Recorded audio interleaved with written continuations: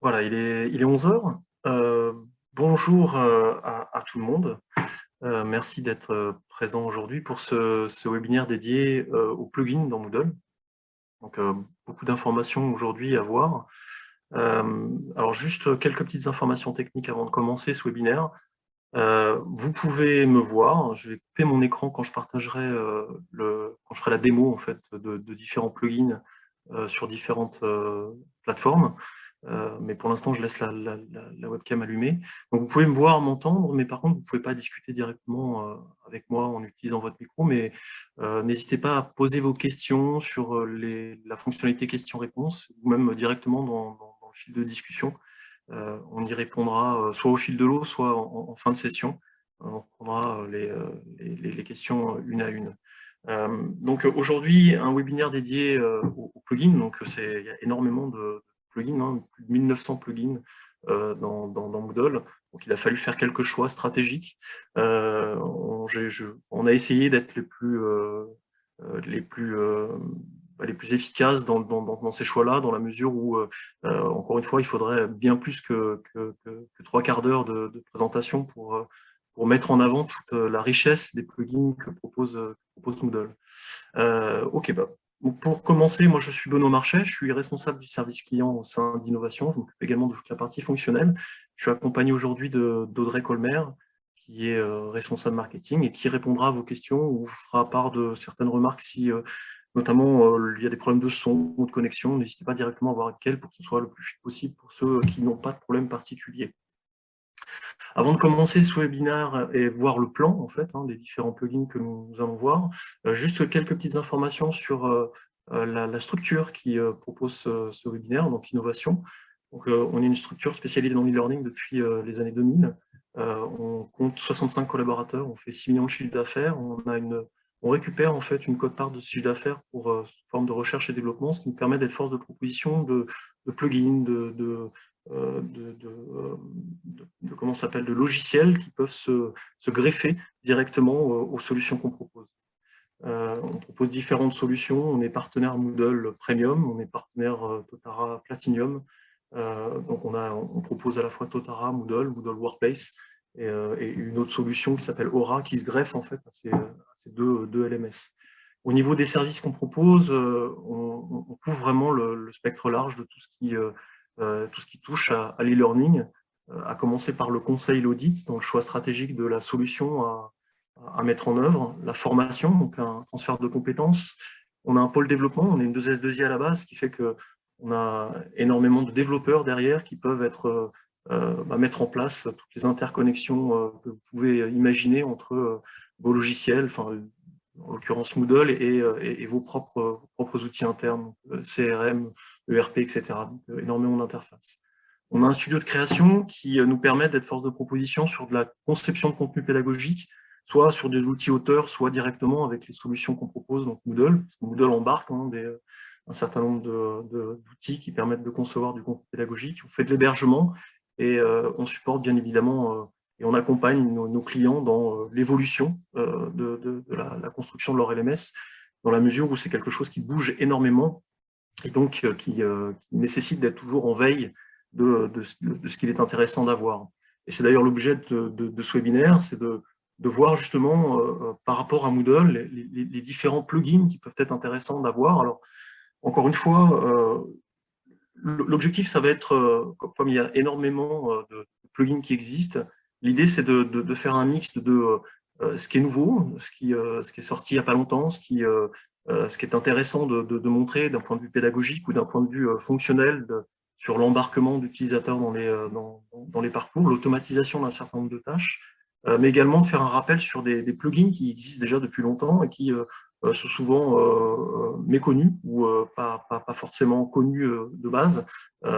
Et donc, je ferai quelques petits rappels. Donc, ne vous inquiétez pas si des fois je parle de plugins que vous utilisez de manière que vous utilisez déjà. D'ailleurs, je poserai une question à la fin de présentation de ce sommaire sur quels plugins vous utilisez et quels sont ceux qui pour vous sont les plus intéressants.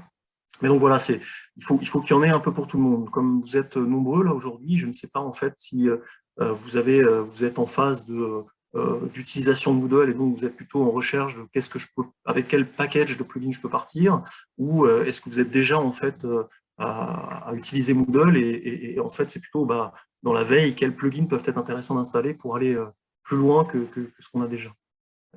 Donc le plan de ce webinaire est assez simple, hein. Je vais commencer par un petit point de vigilance, c'est une information importante, notamment par rapport à l'actualité du moment, à savoir comment s'appelle l'apparition, la mise à disposition depuis le mois d'avril de la version 4.0, et puis d'ici novembre prochain, la mise à disposition de la future version LTS 4.1. Donc juste quelques informations par rapport à ces choix stratégiques de plugins, et quelques petits points, une checklist des éléments importants quand on se met dans la situation de faire des choix stratégiques de plugins. Ensuite, je vous présenterai une liste, alors qui est non exhaustive bien évidemment, mais qui est en mesure de répondre en fait à certaines problématiques qui ne sont pas du tout couvertes par Moodle en standard. Donc, vous pourrez voir évidemment ce listing. On vous fournira d'ailleurs le replay de ce webinaire avec l'ensemble des liens vers les plugins disponibles, qu'ils soient payants ou gratuits, parce que vous allez voir qu'il y en a qui sont payants et d'autres qui sont gratuits. Ensuite, je rentrerai dans le vif du sujet plutôt pour vous montrer concrètement sur certains plugins, leur utilité, leur fonctionnement, avec des cas d'usage en fait, hein, concrètement sur différentes plateformes qui sont installées sur différentes plateformes chez nous. Donc là, on verra la notion de catalogue, de multi-tenancy, la possibilité de compartimenter les utilisateurs, de gérer en fait la visibilité des catégories par rapport à des typologies d'utilisateurs, des plugins sur l'enrôlement qui permettent d'automatiser un certain nombre de tâches, notamment pour les administrateurs, faire en sorte que de manière automatique, en fonction de ce qu'on connaît de l'utilisateur, il soit automatiquement embarqué un certain nombre de parcours. Voilà, après, on rentrera dans le cours, qui est quand même en fait le nerf de la guerre de Moodle. Donc, je vous montrerai un certain nombre de plugins qui répondent à différentes problématiques, comme par exemple l'expérience utilisateur, l'interface utilisateur et notamment la ludification, avec des choix stratégiques de plugins qui vraiment, pour le coup, sortent un peu de l'ordinaire alors changent ce qui existait en fait avant, mais enfin, vous vous rendrez compte par vous-même.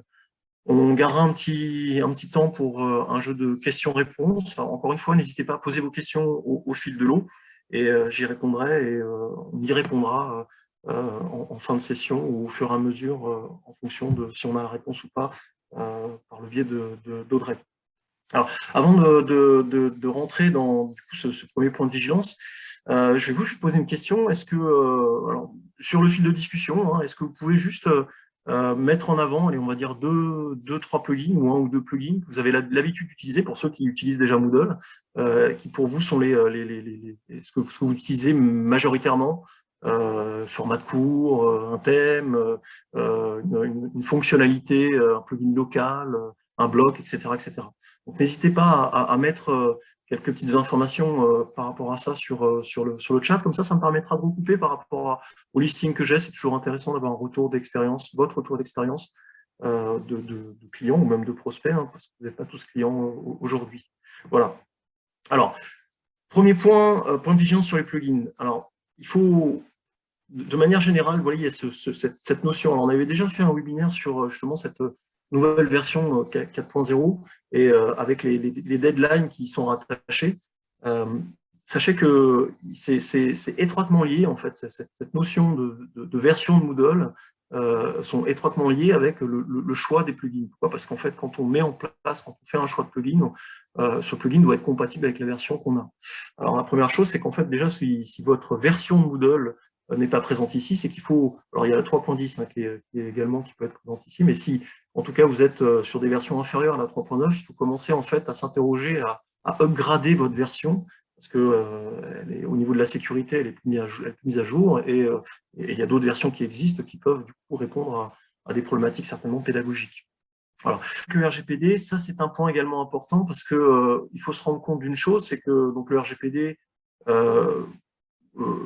est un point obligatoire, hein, légal, qui doit être respecté dans la mesure où n'importe quel utilisateur normalement présent sur la plateforme doit être en mesure derrière de faire une demande de toutes les informations qui sont liées en fait aux actions qu'il a pu effectuer sur la plateforme.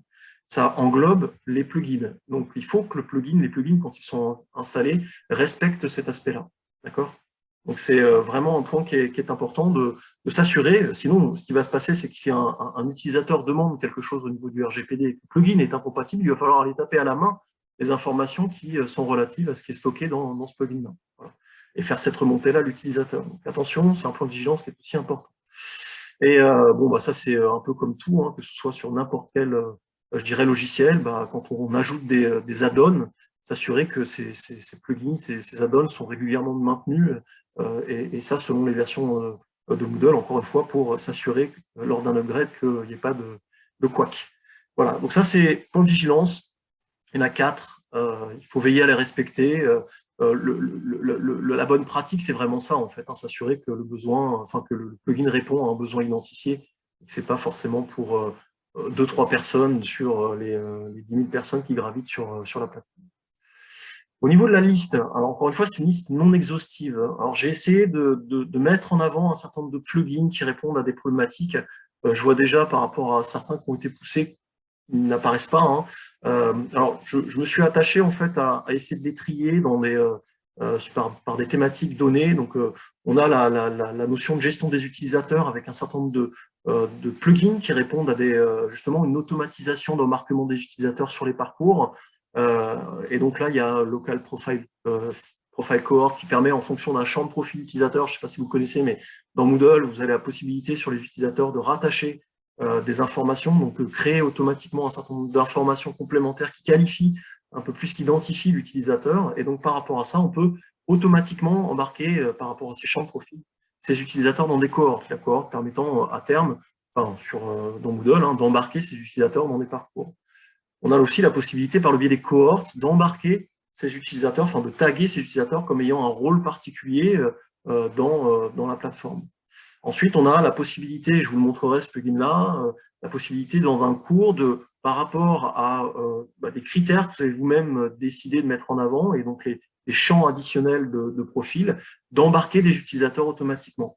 Donc ça, c'est intéressant dans le sens où on imagine le cas suivant, c'est je peuple ma plateforme d'utilisateurs en les rattachant d'informations, en qualifiant ces utilisateurs par des champs de profil additionnels, que ce soit automatisé par le biais d'interface ou directement par un apport en masse, un apport en masse via un fichier CSV. On peut automatiquement, vous voyez, boucler tout ça en allant directement jusqu'à l'embarquement de ces utilisateurs directement dans des parcours par le biais d'une cohorte ou par le biais directement du champ de profil qu'on a identifié.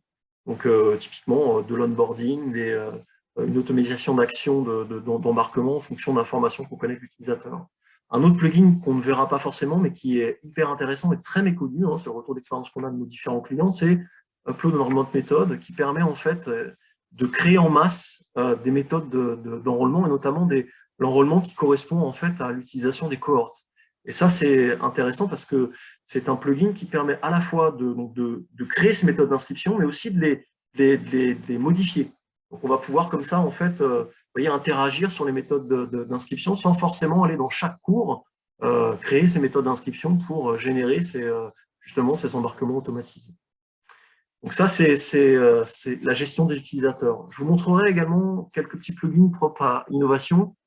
Alors, des plugins qui existent depuis longtemps, et c'est assez amusant parce que certains plugins, notamment, ont été créés il y a pratiquement 2 ans, et on fait une petite passe dessus, c'est important, parce qu'en fait, je ne sais pas, vous n'êtes pas sans savoir qu'il y a une autre plateforme qui existe, qui est Moodle Workplace, qui permet notamment de gérer le multi-tenancy, et il y a beaucoup aussi de partenaires et de sociétés spécialisées dans Moodle qui ne sont pas partenaires, qui proposent en fait ce système de compartimentation d'utilisateurs. Donc, il nous semblait important de vous le montrer. Donc, le catalogue qui permet de diffuser un catalogue de cours, on va le voir, le multi-tenancy qui permet de compartimenter l'offre de formation, et les cours à la ligne qui permettent de mettre en avant des cours qui pourraient être intéressants pour, encore une fois, une population, une segmentation d'utilisateurs. Pour H5P, si vous êtes sur des versions antérieures à 3.8, vous avez tout le migrate H5P en fait, qui permettent de faire passer. Vous avez des problèmes de. Ok, je vais peut-être effectivement couper la vidéo si on me dit qu'il y a des problèmes d'audio. Ok, voilà. Donc j'espère que c'est mieux au niveau de l'audio. Donc H5P, si vous êtes sur des versions antérieures à 3.9, sachez que depuis la version 3.9, vous avez H5P qui est natif. Et du coup, si vous migrez de 3.8 à 3.9, bah, il va falloir en fait migrer vos éléments H5P vers la nouvelle version H5P intégrée nativement. Et donc, bah, il va falloir faire ça en masse, hein, si vous en avez beaucoup, H5P étant souvent très utilisé, hein, pour mettre en place de la gamification, hein, et même animer, dynamiser un contenu pédagogique. Donc, ce plugin-là qui permet assez facilement de migrer en masse du contenu H5P sur la nouvelle version de Moodle native de la version 3.9. Au niveau de l'UX UI, aussi plein de petits éléments qui sont pas forcément connus, filter code, filter generical, la notion de filtre qui permettent assez facilement et rapidement, directement, d'intégrer un contenu esthétique et ergonomique sans forcément avoir des connaissances en HTML, en CSS. Filter code qui permet encore une fois, de structurer un cours de manière assez facile. C'est-à-dire, en gros, structurer l'agencement du cours et derrière permettre à vos formateurs de se concentrer que sur l'essentiel, à savoir justement le contenu pédagogique et donc je dirais tout ce qu'il y a autour, la structure et l'ergonomie, de le générer directement et dynamiquement par le biais de ces filtres code. Je vous montrerai concrètement à quoi ça sert et ce qu'on peut faire avec, c'est assez intéressant.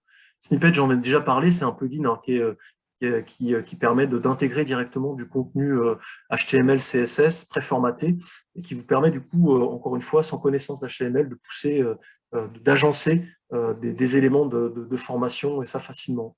Mode course link, le gros inconvénient de Moodle, à la différence d'ailleurs de Moodle Workplace, c'est que on peut pas forcément faire de programme. Un programme étant en fait un parcours pédagogique enchaînant en différents cours. On peut, avec ce système de mode course link, simuler, entre guillemets, je dis bien simuler, parce que ça ne génère pas comment s'appelle, l'inscription, l'enrôlement des utilisateurs dans les autres cours cibles, mais permet enfin en tout cas d'avoir un cours dans un cours, un ensemble de cours en rapport avec le cours dans lequel on se situe. Et donc, quelque part derrière, de donner la capacité à un utilisateur d'avoir une vue d'ensemble quand il est embarqué dans un cours, de tous les cours qui sont rattachés à ce entre guillemets, parcours programme. Au niveau ludique et pédagogique, block game, alors vous connaissez peut-être un bloc qui s'appelle Level Up. Je vous montrerai une variante en fait de ce bloc qui pour moi est aussi intéressant pour justement ludifier et challenger vos utilisateurs dans les parcours. Le mode Learning Lab qui est franchement qui est vraiment parfait aussi bien du côté ergonomique esthétique que de l'utilisation. Je vous montrerai ça, c'est assez récent, peut-être que vous l'avez déjà utilisé. Le mode face-to-face qui est un petit peu ancien, qui permet de simuler en fait une gestion d'activités synchrone, donc présentielle ou distancielle, mais synchrone par le biais d'une classe virtuelle. On a des informations sur donc là, je ne montrerai pas, celle-ci, on pourra, si vous êtes intéressé, faire une petite démo de face-to-face, mais qui fait vraiment le job avec un système de messagerie. Les utilisateurs s'inscrivent à des sessions, il y a une messagerie qui leur souhaite la bienvenue, qui les rappelle qu'ils doivent se rendre disponibles à telle date, il y a une liste sous liste d'attente, etc., etc. Feedback et récompense, là on a un choix stratégique, des choix stratégiques que nous avons fait chez Innovation. Il y a le feedback, il y a quelque chose qui est natif de Moodle, qui est l'activité feedback, qui permet de faire un questionnaire qualité. Alors nous, on propose plutôt le mode questionnaire. Vous voyez, ça va à l'encontre de ce que je vous ai dit par rapport au choix des plugins qui sont natifs de Moodle, essayer de proposer quelque chose qui ne rentre pas en conflit avec quelque chose qui est natif de Moodle. Mais alors là, il y a pour moi quelque chose qui prédomine. Donc le mode questionnaire, c'est quelque chose qui en fait fait l'équivalent d'un plugin, enfin d'une fonctionnalité native de Moodle qui est feedback. Pourquoi on le met en avant plus que feedback? Tout simplement parce qu'au niveau de l'ergonomie, c'est quand même quelque chose qui est stratégique de nos jours. Pour moi, elle est plus efficace au niveau du mode questionnaire. Donc, je vous montrerai d'ailleurs mode questionnaire, ça vous permettra de comparer si vous utilisez mode feedback et vous vous rendrez compte par vous-même de vraiment l'intérêt plutôt de passer sur questionnaire. Pareil sur le certificat de cours, alors qui n'est pas quelque chose de natif, qui tend à l'être, hein, vous allez voir pourquoi. Beaucoup d'entre vous, il y a en gros, ça oscille entre deux types d'activités. Custom Cert ou Certificate, je crois. Et moi, je vous en propose deux autres qui sont maintenus par l'headquarter de Moodle, donc le siège de Moodle qui le développe. C'est Tool Certificate et Course Certificate qui vous permettent de créer des templates, des gabarits de certificats et de les exploiter directement dans les cours. C'est quelque chose qui est mis à jour régulièrement parce qu'il est directement lié, encore une fois, à la plateforme Moodle Workplace. Donc, vous avez l'assurance qui sera, quoi qu'il arrive, disponible, quelle que soit la version, parce que Moodle Workplace suit les différentes versions de Moodle. Donc là, vous avez en plus quelque chose qui est beaucoup plus stable que Custom Certificate que certains d'entre vous utilisent. Je vous montrerai en fait comment on peut l'utiliser.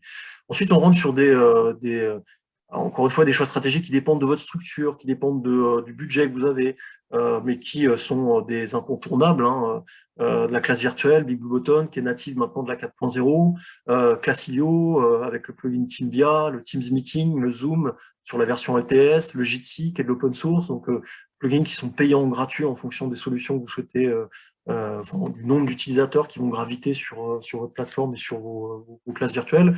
Donc là, la liste n'est pas exhaustive, il y en a d'autres, hein. C'est ceux qu'on met plus ou moins en avant sur ce qu'on propose de manière générale, mais il y en a certainement d'autres, je ne les ai pas tous nommés. Un point stratégique, mais qui nécessitera, et on vous informera à ce niveau-là, d'un webinaire spécifique pour les rapports et les statistiques, parce que là, il y a vraiment un manque en fait sur Moodle. Il y a un plugin qui existe, qui est proposé, qui est gratuit, qui s'appelle Block Configurable Report, mais qui, pour le coup, au niveau de son ergonomie, est quand même pas ce qui se fait de mieux, qui nécessite d'avoir des connaissances au niveau des requêtes SQL, enfin, en tout cas, avoir quelques notions pour être à l'aise. Donc, il faut souvent être accompagné, mais il fait un certain nombre de rapports qui peuvent être exploitables comme ça en état. L'avantage, c'est qu'il est gratuit. L'inconvénient, encore une fois, que la prise en main n'est pas forcément évidente. Ensuite, vous avez IntelliBoard, certains d'entre vous le connaissent, qui est un plugin qui est payant, qui est, j'aurais tendance à dire, un petit peu cher. Après, c'est mon avis personnel, mais qui, effectivement, vous offre, pour le coup, tout un panel de rapports analysés, donc des tableaux de bord spécifiques, etc., en fonction de votre population, donc quelque chose qui va très loin au niveau du reporting. La volonté de Moodle, c'est de développer en fait leur propre, donc à partir de la version 4.0, c'est les rapports intégrés avec les rapports customisables, donc les rapports configurables directement dans Moodle. Donc là, c'est pour ça que j'ai mis Moodle 4.0. Il y a aussi ce choix stratégique d'utiliser finalement Moodle comme pour ce qui se fait de mieux et toute la partie en fait analyse et information statistique, KPI, les utiliser directement avec des outils de type Power BI ou Metabase, c'est-à-dire attaquer directement une base de données et proposer quelque chose de très léché, très agile dans la construction, avec du coup un coût à la licence qui serait beaucoup moins important dans la mesure où c'est souvent en fait packagé avec Office, avec tout un système directement lié à une structure de type Teams, etc. Voilà. Rapport statistique, on ne le verra pas aujourd'hui, mais je vous en parlerai sur un autre webinaire où on fera vraiment un focus exclusivement pour ça. C'est tellement vaste et long à décrire qu'il faut un petit peu de temps.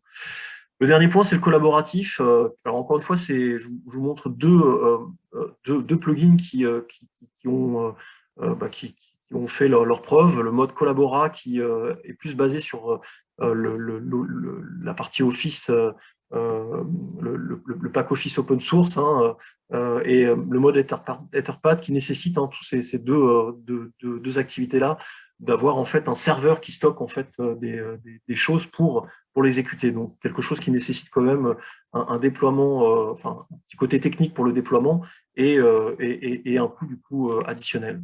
Voilà, donc liste non exhaustive encore une fois. Si j'en oublie, c'est juste que on ne peut pas tout traiter. Et donc l'idée maintenant, ça va être de rentrer dans différentes plateformes pour vous montrer ces différentes, quelques-uns de ces différents plugins, pas tous, mais vous montrer certains éléments. Ok, donc pour ça, je vais me connecter directement à ma plateforme, alors différentes plateformes. Je vais commencer par la plateforme, en fait, alors j'en ai pas parlé hein, sur les plugins, mais il y a un plugin qui est important, c'est le plugin qui a trait au thème. Hein. Alors, j'en parle pas du tout parce que on marche sur des œufs un peu sur le thème, dans la mesure, encore une fois, avec cette nouvelle version 4.0, il n'y a pas beaucoup de thèmes qui sont disponibles, donc je ne vais pas mettre en avant un thème plus qu'un autre. Il y a vraiment cette version 4.0 qui doit essuyer certains plâtres, et après, on fera encore une fois un focus sur le thème. Là, vous êtes sur une version 3.9. Les plugins, la plupart des plugins que je propose sont compatibles 3.11, 4.0. J'essaierai d'être le plus explicite. De toute façon, encore une fois, on mettra le listing des plugins qui sont compatibles 3.11, 4.0. Mais j'ai vraiment sur la plupart des plugins que j'utilisais, je crois il y en a 2-3 qui sont juste en 3.11, mais qui sont certainement poussés en 4.0. Donc, mais sinon, la plupart sont en 4.0. Pourquoi je vous propose une 3.9? Parce que j'en ai beaucoup qui sont installés déjà sur la 3.9. Il n'y a pas de raison de vous montrer la 4.0 pour uniquement faire un focus sur les plugins. Donc sur cette 3.9, vous êtes sur une 3.9 customisée avec un thème qui s'appelle Fortzone. Premier plugin, c'est customisé, créé par Innovation. C'est la mise en avant sur la forme de bloc sur la page d'accueil des différents cours, des cours qu'on peut mettre en avant, qui dépendent d'ailleurs d'une segmentation d'utilisateurs liée à le multi-tenancy. On a un autre plugin qui, encore une fois, je vais vite parce que il a été déjà, alors là, il a déjà été montré à plusieurs reprises, mais c'est un plugin qui permet de mettre en avant un système de catalogue pour, encore une fois, traiter d'une approche d'embarquement d'utilisateur qui est plus liée en fait à un mode navigation libre et embarquement libre. L'idée, c'est en fait de montrer directement par rapport à une typologie d'utilisateur des thématiques qui lui sont rattachées et donner la capacité à l'utilisateur derrière de s'enregistrer, de s'inscrire de manière autonome ou par validation ou par le biais d'un paiement ou autre, dans un parcours. Donc là, le principe en fait de ce catalogue, c'est d'afficher ergonomiquement les différents parcours disponibles, avec en plus la possibilité de directement choisir des thématiques et donc de trier un certain nombre de choses, donc le temps de formation, la langue, les thématiques. Et alors ça, ce sont des champs additionnels de cours, donc c'est des choses qui existent, une fonctionnalité qui existe nativement dans Moodle et qui vous donne la possibilité de taguer entre guillemets les cours pour permettre de les ranger dans les bonnes cases quand l'utilisateur va faire ses choix. L'avantage derrière, c'est qu'on va pouvoir avoir en fait quelque chose d'assez précis sur ce que va pouvoir voir l'utilisateur, le temps nécessaire pour faire le parcours, la catégorie qui est rattachée, les objectifs du parcours, une vidéo tutoriel, un teaser du cours et la plaquette si on le souhaite, avec la possibilité derrière d'accéder au cours en fonction de différents choix, encore une fois libre, sous validation ou par paiement. Voilà, donc le catalogue de cours qui répond à une problématique de visualisation d'un catalogue qui est souvent d'ailleurs déporté la plupart du temps sur des plateformes externes. Là, il est intégré directement sur la plateforme et il est géré de manière automatique sur la plateforme et dynamique en fonction, encore une fois, de l'utilisateur. Alors pourquoi je vous dis en fonction de l'utilisateur? Tout simplement parce que l'on peut, par le biais d'un autre plugin qui a été développé par Innovation, qui s'appelle le multi-tenancy. Alors, le multi-tenancy, c'est tout simplement donner la capacité à un administrateur de segmenter en fonction de champs de profil les utilisateurs qui sont intégrés à la plateforme et diffère en fait différentes actions. Donc là, je vous montre le multi-tenancy. Le multi-tenancy dépend encore une fois d'un champ de profil additionnel. Donc, on crée ce champ de profil et après, on va dire, toi, tu es plutôt telle segmentation, toi, tu es plutôt telle segmentation. Ça va vous permettre derrière de gérer ces segmentations et de dire telle segmentation d'utilisateurs va être attachée à tel thème, donc avec un environnement graphique propre. Et alors, je répondrai aux questions après, c'est un peu gratuit. De faire de rattacher cet utilisateur à un thème en particulier, donc avoir un environnement graphique propre, et ensuite d'avoir deux choix stratégiques de diffusion des parcours. Soit l'utilisateur ne voit que les cours pour lesquels il est enrôlé, ça permet de maîtriser la visibilité des cours et parcours qui sont disponibles. Soit on lui montre que les catégories définies, c'est-à-dire que dans le catalogue de cours et dans les catégories de cours qui sont disponibles, il ne pourra voir que les catégories qu'on lui a rattachées. Okay, et on peut faire les deux, c'est-à-dire qu'on pourrait très bien imaginer qu'il ne voit que les cours pour lesquels il est enrôlé et qui appartiennent à la catégorie qu'on a définie. Donc si j'ai choisi catégorie définie, vous voyez que j'ai des petits onglets qui me permettent de définir ces catégories. Et là, je vais en fait avoir le listing de mes catégories. J'en ai pas beaucoup, c'est une plateforme de démo, mais je coche les catégories, des catégories d'ailleurs qui peuvent être communes en fonction des segmentations. Donc, on a ce choix stratégique de dire cette catégorie est visible ou non.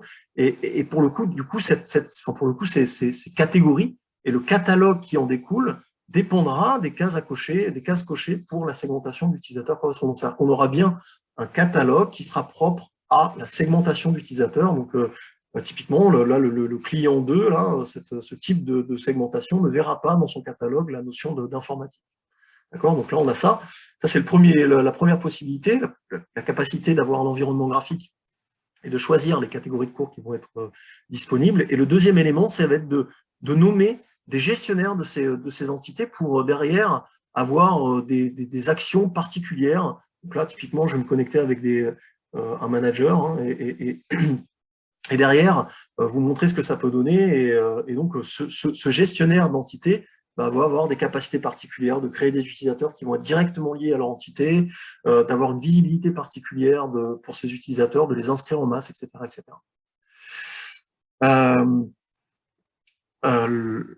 Ok, donc là, ça c'est la possibilité de gérer ce multi-tenancy.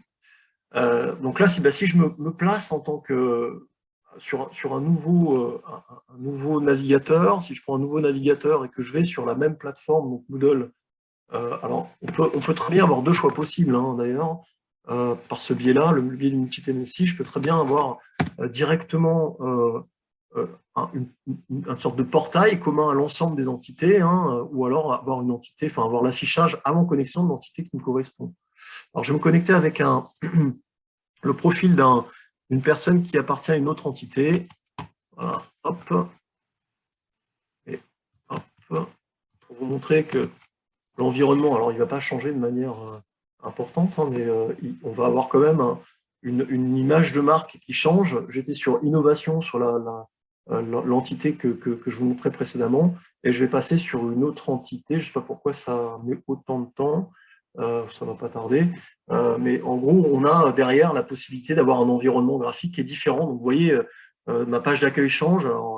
C'est une plateforme qui sert de démo, donc il y a des gens qui sont amusés, j'en suis désolé, mais vous voyez qu'on a en fait une accroche, des éléments de communication qui sont différents, comment s'appelle, un agencement graphique différent. On a des boutons qui s'affichent qui sont propres en fait à l'utilisateur, donc à l'appartenance à l'entité, et derrière, sur la notion de tableau de bord, on a la possibilité derrière, quand on est gestionnaire de cette entité, de créer, d'ajouter des nouveaux utilisateurs, et ça facilement, vous voyez, sans forcément avoir l'ensemble des champs qui doivent être utilisés pour créer un utilisateur, et derrière, la possibilité d'inscrire, encore une fois, sur les différents cours liés aux catégories qui sont rattachées à mon entité, d'inscrire les différents utilisateurs que j'ai créés à différents cours, et ça en masse, en juste cochant quelques cases. Voilà. Donc ça, c'est le multi-entité qui a été créé par innovation. Alors, j'ai vu passer une question payant, pas payant. En fait, il y aura un choix stratégique de est-ce que c'est nous qui hébergeons. Si c'est nous qui hébergeons, le plugin, on peut l'intégrer. Si c'est et ça gracieusement. Si c'est hébergé ailleurs, il y aura forcément un coût à la mise à disposition du plugin.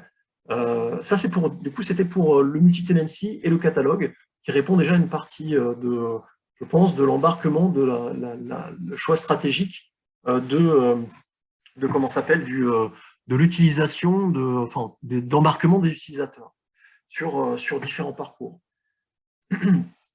Ce plugin-là s'appelle, c'est le bloc cours à la une en fait. Donc c'est encore une fois un plugin qui a été créé par Innovation et qu'on retrouve ici, qui permet en fait à un administrateur de gérer les cours qui vont être mis à la une. Alors j'ai changé de plateforme pour vous montrer que d'ailleurs au niveau du thème, cet agencement, l'agencement peut être différent. Hein, pour vous montrer qu'il existe différents outils qui permettent d'automatiser un certain nombre de choses. Je vous ai parlé d'un plugin qui permettait d'embarquer, d'automatiser en fait la création des méthodes d'enrôlement par cohorte directement dans les cours. Donc ça, il faut comprendre qu'en masse, vous allez pouvoir dire, ce cours, si j'appartiens à telle cohorte, on inscrit les utilisateurs qui appartiennent à telle cohorte dans ce cours. Donc on a cette possibilité d'effectuer des actions en masse. Et derrière, on a aussi comment s'appelle, un plugin qui permet de dire, si dans ton champ de profil, tu as quelque chose qui est que tu appartiens à tel élément, telle formation, etc., je t'inscris à telle cohorte. Vous voyez qu'on boucle automatiquement en fonction de l'utilisateur les informations qui vont bien. Encore une fois, c'est des choses qui sont natives. Hein. Si je vais dans utilisateur, champ de profil, vous pouvez créer autant de champs de profil que vous souhaitez. là j'ai créé formation niveau, et vous appuyez sur ces éléments-là pour derrière embarquer vos utilisateurs automatiquement dans les cohortes avec des règles. Si formation égale ça, dans ce cas-là, tu es inscrit à telle cohorte, et encore une fois, comme ces cohortes rattachent les utilisateurs à des cours, automatiquement les choses se font de manière assez fluide. On a un autre plugin, et là je vais aller directement dans un cours, focus sur les plugins, un plugin d'enrôlement qui permet, si je clique dessus ici, là, alors je vais aller sur les méthodes d'inscription, c'est un plugin basé également sur les champs de profil qui permet directement d'intégrer une méthode d'inscription avec des règles. Et je peux très bien dire, bah, vous voyez, là j'ai une règle qui va dire si formation, donc le champ de profil formation d'utilisateur est égal à 1, et si, par exemple, niveau égale 2, et ben dans ce cas-là, cet utilisateur il va être inscrit à ce parcours comme avec une instance prédéfinie. Donc automatiquement, encore une fois, l'utilisateur, dès qu'il répond à cette règle-là, on pourrait avoir un ou, on peut même d'ailleurs créer des règles plus complexes, c'est-à-dire un enchaînement de critères avec des règles bien définies. On va pouvoir automatiquement, dès que l'utilisateur se connecte, on identifie ces informations complémentaires, ces champs additionnels, et directement, il va être inscrit à différents parcours. Vous voyez, encore une fois, on met en place les règles, et l'administrateur, après, il n'a plus à toucher, à se dire, bah, tiens, mince, j'ai une session qui commence à telle date, il faut que je les inscrive directement à tel ou tel parcours. Voilà, donc là, on est sur quelque chose qui est hyper fluide, automatique et dynamique. Il y a juste à définir les critères, les règles, et une fois qu'elles sont définies, on n'a plus rien à toucher. D'accord ? Donc ça, c'est sur la partie embarquement, et on pourra revoir ça si vous le souhaitez, si vous avez des questions, mais vraiment, c'est quelque chose qui, avec les interfaces et les web services, vraiment automatise l'action d'embarquement et d'inscription directement sur les parcours et réduit le temps à passer par les administrateurs sur la plateforme pour gérer tous ces aspects-là. D'autres plugins qui sont intéressants, je vous en ai parlé d'un qui est un plugin qui s'appelle Filter Code. Filter Code, c'est, alors vous n'êtes peut-être pas au courant, mais dans Moodle, vous avez différents filtres qui existent. Et ces plugins-là, les filtres dans Moodle servent à plein de choses. Ils servent à faire en sorte que dès qu'on tape, par exemple, quelque chose qui est stocké sur YouTube, directement afficher la vidéo, par exemple. On peut avoir des choses qui vont être, tiens, le glossaire, par exemple, un filtre qui va dire, bah, si j'ai un mot qui est utilisé dans un glossaire, directement, il va être mis en surbrillance et je vais avoir l'information qui rattache l'utilisateur de ce qui a été mis dans le glossaire. Donc, il y a plein de filtres qui existent nativement. Et il y a un plugin additionnel qui s'appelle Filter Code, qui pour moi est pas très connu et pourtant mérite à être connu dans la mesure où il permet de faire beaucoup de choses. Vous avez depuis les versions, je crois c'est 3.10, la possibilité d'incorporer des champs additionnels dans les cours. Voilà, au même titre qu'on a des champs additionnels de profil, on peut avoir des champs additionnels de cours. Ça permet quoi? Bah, ça permet, quand on est dans l'édition du cours lui-même, modifier les paramètres, d'avoir tout en bas, de créer en fait des informations complémentaires qui vont permettre, et nous on exploite ça pour notamment le catalogue, mais qui vont permettre d'avoir des champs qui vont directement agencer, structurer le cours par le biais d'informations disponibles dans la création du parcours lui-même, de la création du cours lui-même. Là, en l'occurrence, j'ai la durée estimée qui était de 55 minutes, je vais la changer en 35 minutes, je peux dire bienvenue dans cette formation dynamique, d'accord? Et automatiquement, enregistrer, les éléments vont s'afficher, vous voyez, automatiquement, vont être mis à jour, et donc, je ne sais pas si vous voyez, mais on transforme en fait le fond, enfin en tout cas on décorrèle le fond et la forme. Donc là on pourrait imaginer avoir des objectifs qui sont designés de manière un peu plus esthétique que ce que je l'ai mis là, donc avec un bloc, avec des titres qui sont différents, des agencements sur des titres qui sont mis en surbrillance, etc., etc. Et donc vos utilisateurs, ils ont juste à rentrer les informations et on va les mettre en forme automatiquement. Ce qui fait que encore une fois, votre formateur, il n'a pas besoin d'aller créer une étiquette, il n'a pas besoin d'aller créer un blog, d'aller dans le blog, de le modifier, etc. On gagne en efficacité, on structure en fait, l'administrateur structure le cours, le duplique toujours, et votre formateur, il aura juste à modifier les éléments directement dans le paramétrage du cours. Okay, donc ça, Filter Code, pour moi, c'est... alors, en plus, Filter Code permet de mettre en place des choses qui vont être dynamiques. Dynamiques dans le sens où je peux très bien avoir un champ qui va être le champ de l'utilisateur, donc dire « coucou Benoît » ou la progression globale du cours. Donc ta progression, elle ressemble à ça. FilterCode est gratuit, oui. On a aussi la possibilité de mettre du texte en fonction d'informations relatives.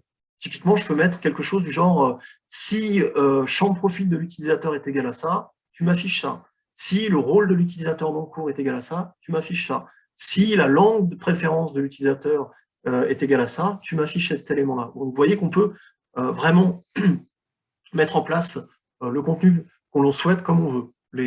Comment s'appelle les éléments de boutons ici en haut sont également disponibles via FilterCode. Donc on va pouvoir faire si utilisateur est égal à ça, et ben tu affiches ce menu-là, ce qui fait qu'on n'a plus du tout cet aspect de quand l'utilisateur n'est pas connecté, avoir des boutons qui apparaissent qu'il ne devrait pas avoir et qui génèrent une erreur du type tu n'as pas le droit de le voir, quoi. Voilà, donc, bref, FilterCode, pour moi, c'est vraiment quelque chose qui, je ne serais pas étonné que Moodle, à terme, l'intègre directement, parce que c'est quelque chose qui, pour moi, vous permet de faire, ouvre le champ des possibles dans la structuration du cours et sa capacité à être rapidement esthétique, sans action et connaissance particulière de l'HTML ou autre. Deuxième plugin qui est intéressant pour moi et que vous ne connaissez peut-être pas, parce qu'il est assez récent. Alors, il est noté en version 0.0, 0. quelque chose, mais franchement, je l'ai utilisé. C'est d'une simplicité. Il faudrait que je cite l'auteur, mais c'est vraiment une merveille de ce qu'il a fait, parce qu'en plus, il a une approche qui permet de gagner, en tout cas, qui permet deux choses. D'intégrer de la gamification dans le parcours et gagner de l'ergonomie dans la compréhension de ce que doit faire l'utilisateur dans son parcours. Alors, vous voyez, c'est ça, c'est en fait un chemin avec des points qui renvoient l'utilisateur vers des éléments, des activités. Hein. Donc là, je peux renvoyer vers un point d'étape qui est un quiz. Là, je peux renvoyer à une page, je peux renvoyer à... Donc, toutes les activités, une fois que je les achève, elles passent en vert. Là, j'ai stocké mes différentes activités ici, mais je pourrais très bien les avoir en activité furtive, donc ne pas forcément les voir ici, mais les avoir accessibles par ce biais-là. Dans la construction de ce plugin, mais vraiment, je suis bluffé parce que c'est hyper simple. J'active le mode édition. Alors là, on aime, on n'aime pas. Hein. J'ai pris quelque chose qui est plutôt du World of Warcraft pour ceux qui connaissent. Donc agencé plutôt jeu en ligne, mais on met ce qu'on veut. Donc on peut imaginer en fait l'agencement d'un comment s'appelle. Alors excusez-moi, je ne l'ai pas nommé, c'est Learning Map. Et cette map, en fait, est customisable très très facilement. Je vais dessus, paramètres, je rentre dans l'édition. Vous voyez, j'ai des couleurs qui sont prédéfinies, donc je peux changer les couleurs en fonction du fond de mon image. Je peux changer l'image si je souhaite. Ensuite, je vais pouvoir rajouter des blocs. Là, par exemple, si je veux faire graviter l'utilisateur sur un élément particulier, j'ai juste à double-cliquer, ensuite je sélectionne ce point, je le rattache à un autre, et derrière, je vais sélectionner en faisant un clic droit les éléments, l'élément pédagogique que je vais rattacher à cet élément-là, enfin, ce point-là. Plusieurs choix possibles de validation.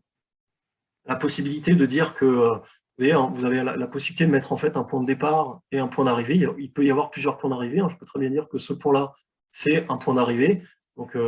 Et du coup, dire que cette activité-là sera validée si et seulement si l'utilisateur a fait au moins un point d'arrivée, ou tous les points d'arrivée, ou s'il est passé par tous les points qui sont disponibles. Donc, encore une fois, une possibilité derrière énorme en termes de progression et de récompense derrière. Learning Map est responsive, oui, parce que en fait, l'image va être responsive sur son affichage. D'accord ? Alors, bien évidemment, sur certains écrans, à un moment donné, si votre image est toute petite, l'élément, la visualisation sera un peu chaotique. C'est-à-dire que si vous mettez 50 points sur un écran qui fait 400 pixels de large, un écran de téléphone, voilà, il y a peut-être un truc à faire par rapport spécifique au mobile. Voilà, ce qui est d'ailleurs toujours le cas. Hein, plutôt, si on est mobile first, essayer de faire en sorte que l'agencement soit vraiment préconisé construit pour du mobile. Voilà cet aspect-là, je le trouve très très bien fait. Et il apporte vraiment une capacité de construction, de visualisation qui est hyper sympa.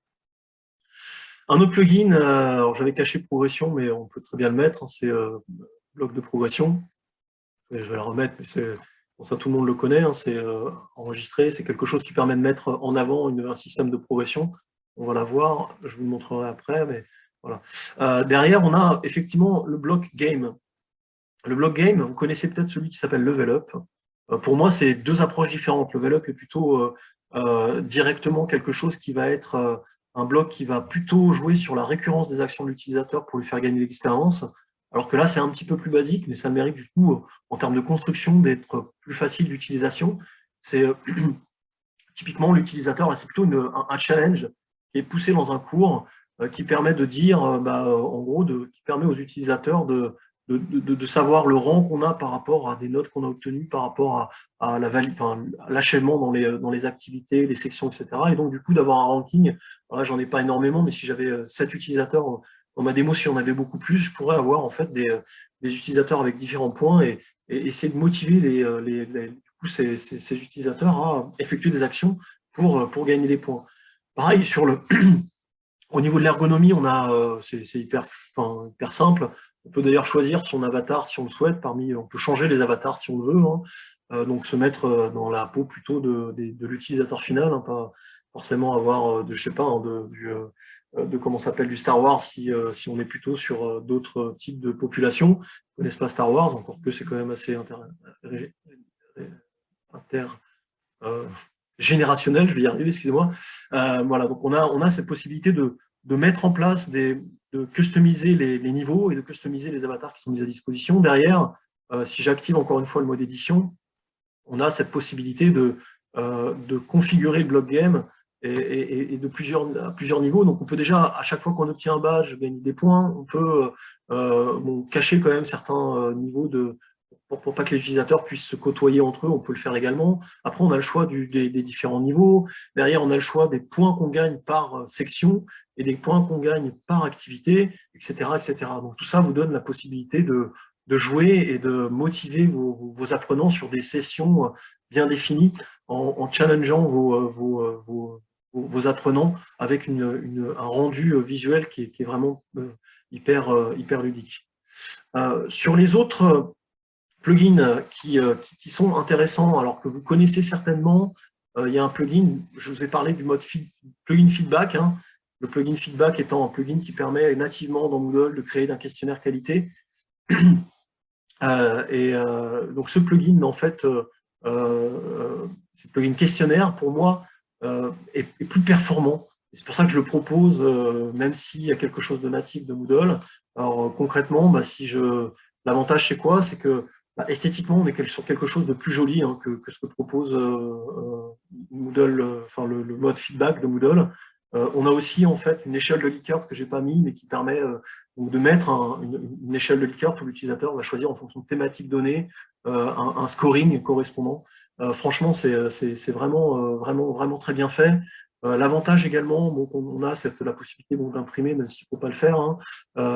Derrière, la possibilité aussi de prévisualiser les utilisateurs qui n'ont pas répondu et de les engager à répondre en mettant en fait un message personnalisé directement par mail, quelque chose qui répond aussi à tout ce qui est notification des utilisateurs pour le réengagement de ces utilisateurs. D'ailleurs, ça me fait penser que je n'ai pas parlé de la notion de notification et du plugin réengagement. On pourra en parler si vous le voulez. Vous voyez, il y a beaucoup de choses à dire.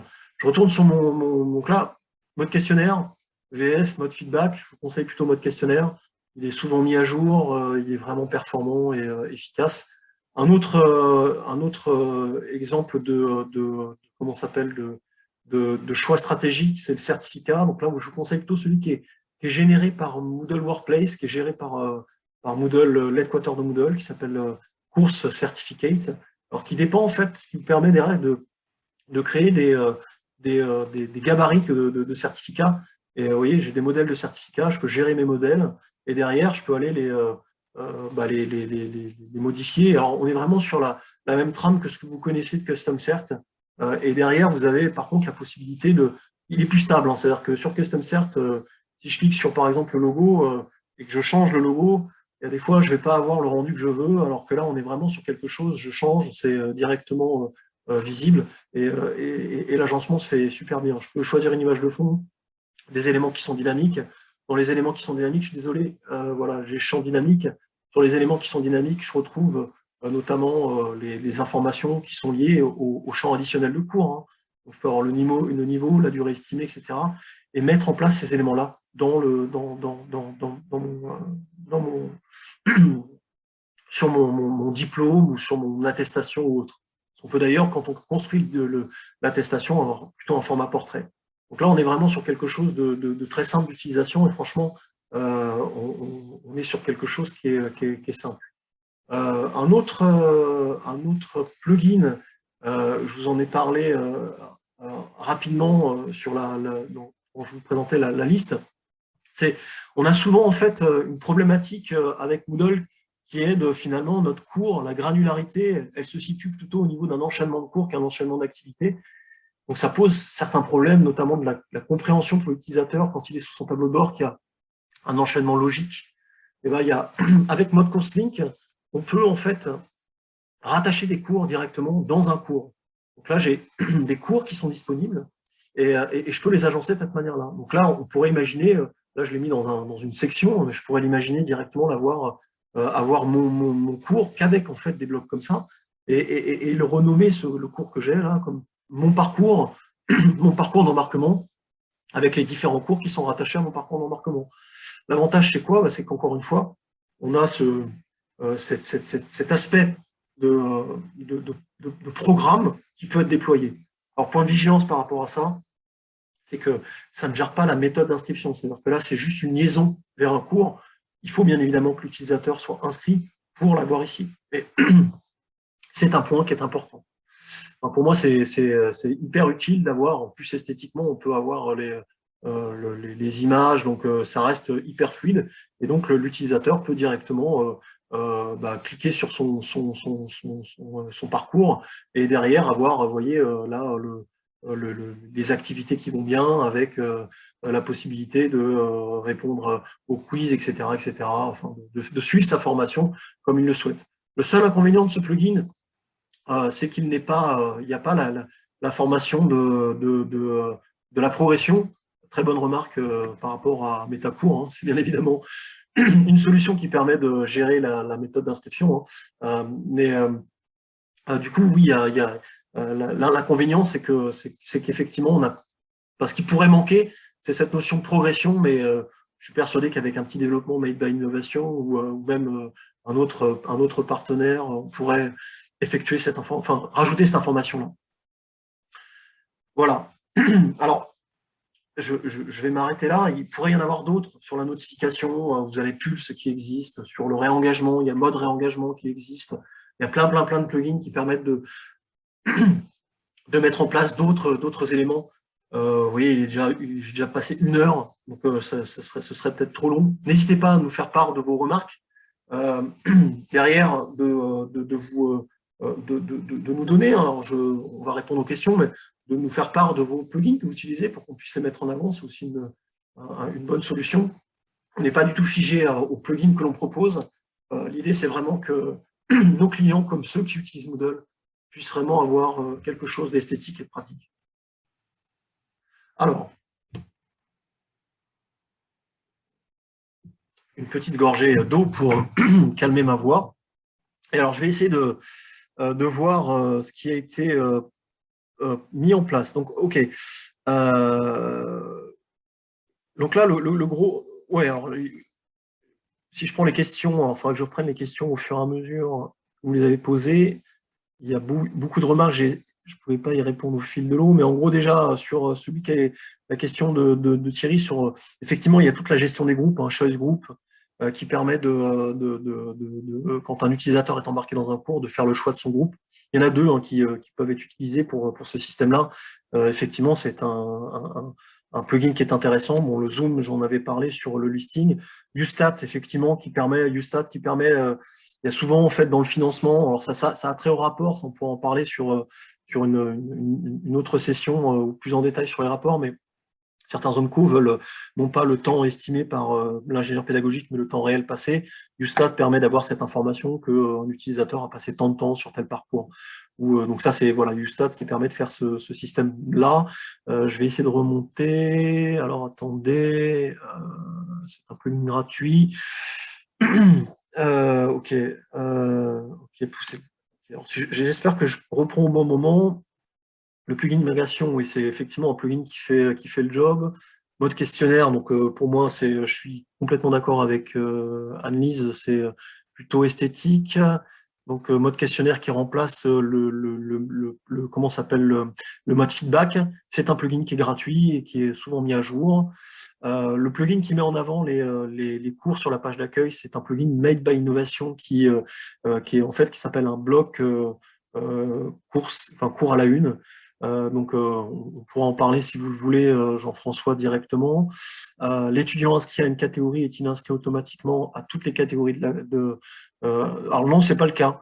Bon, là, vous avez des méthodes qui existent qui permettent de dire qu'un utilisateur, on peut inscrire à une catégorie. Nous, on avait d'ailleurs fait un développement qui permettait d'inscrire des utilisateurs directement dans une catégorie. C'est un développement alors c'est un plugin. Je ne suis pas certain qu'il existe, mais en tout cas, nous, on l'a développé, ça c'est certain. Est-ce que l'utilisateur peut tout de même inscrire dans un cours d'une catégorie cachée s'il a besoin de... Alors, oui, sur le multi-tenancy, effectivement, si par défaut, c'est en gros, on essaye de faire en sorte que l'affichage ne se fasse pas. Par contre, si on l'autorise, si on l'inscrit à un cours, mais qui est quand même caché, il aura, avec l'URL, la possibilité d'y accéder. Par contre, il n'a pas l'accès, il n'y accédera pas. Voilà. Donc, ça, c'est pour répondre à Anne-Lise sur l'aspect multi-tenancy. Si on met un cours qui est une catégorie qui est cachée et qu'on a un utilisateur qui est inscrit à un cours dans cette catégorie qui n'est pas disponible. Mise en avant de la page d'accueil avec les mots-clés. Alors ça, c'est catalogue. Donc, le catalogue, c'est un catalogue qui est gratuit si vous venez chez nous. Il est d'ailleurs disponible également sur Moodle Workplace, pour ceux qui connaissent Moodle Workplace. Par contre, effectivement, il nécessite en fait un paiement si vous voulez utiliser directement sur vos propres plateformes. Côté multi-tenancy, il y a énormément de chances qu'il soit porté sur le 4.0. C'est en discussion chez nous, mais on a énormément de clients qui l'utilisent. C'est dans l'air du temps, donc je serais bien étonné qu'on ne le maintienne pas sur cette 4.0, mais c'est en discussion chez nous. Je pourrais vous répondre assez rapidement. Filter Code, donc Filter Code, ça c'est un plugin qui est gratuit. Donc effectivement, vous pouvez l'utiliser à tout moment. Comment avoir la possibilité d'afficher le graphisme lié au gaming? Est-ce un plugin réglage particulier? Le plugin game, oui, ça c'est un bloc game qui est gratuit. Donc vous pouvez, quand vous le souhaitez, le récupérer et l'installer. Vous pouvez me redire le plugin dont vous êtes en train de parler avec la carte, c'est Learning Map. Le Learning Map, qui est vraiment excellent, je vous le conseille, c'est très facile d'utilisation. Donc là c'est Learning Map, là c'est Block Game, hein, c'est Block Game plutôt sur le challenge des utilisateurs. Learning Map, c'est plus sur la progression, le chemin de l'utilisateur dans son parcours. Ok, Learning Map. Est-ce que Learning Map est compatible avec Level Up? Là, j'aurais besoin de plus d'informations parce que pour moi, le Level Up, en fait, est quelque chose qui... Vous voyez, Learning Up, c'est juste l'affichage des activités. Level Up va s'appuyer sur les activités pour faire un gain d'expérience. Donc, pour moi, il n'y a pas ils sont compatibles, en fait, vu que là, je vais y arriver, comment ça s'appelle, Level Up, gagner d'expérience quand vous validez des activités. Donc, c'est directement lié à l'activité. Et ça, c'est juste en fait un lien rapide vers l'activité avec une visualisation de ce que vous avez déjà fait. Donc, pour moi, il n'y a aucun problème. Learning Map responsive, je crois que j'ai déjà répondu.